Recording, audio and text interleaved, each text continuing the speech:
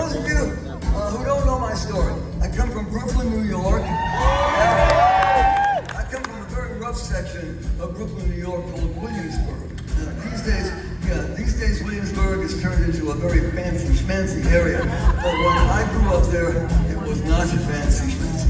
It was crappy schmappy. I don't know, man. It was a real dump. But there were great people, no money, but great people. And great people will give a lot of love to little kids, and they gave me a lot of love. I was raised by my mother and my two Russian immigrant grandparents who loved me more than life. My grandmother gave me nothing but unconditional love, like all grandmothers do, right? But out of all the people that raised me, it was my grandfather that I will never forget, because my grandfather was the first person in my family to recognize that I was musical. And I don't know how he did that, because we couldn't afford an instrument or anything. But somehow Grandpa figured out that this little kid had music in him. And I'll always be grateful to Grandpa for spotting that. So whenever I sing this next song, I think about Grandpa. Okay, Ron?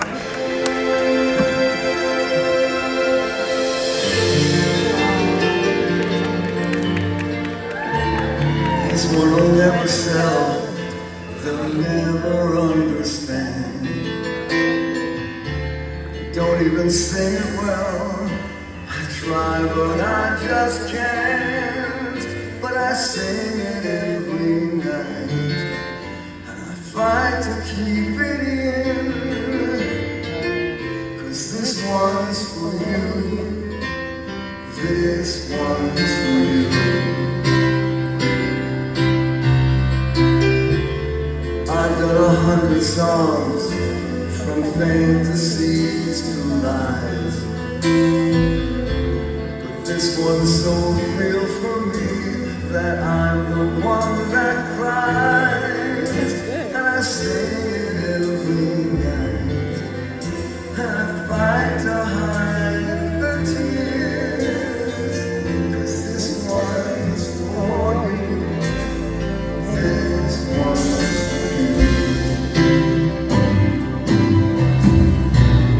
This one's for you, wherever you are. To say that nothing's been the same since we've been apart. This one's for all the love we once knew.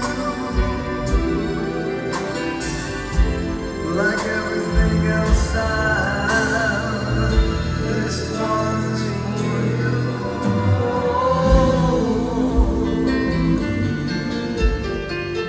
So, I'm going to tell you a story that I've been telling for a long time, but now that I'm a grandfather, the story means even more for me.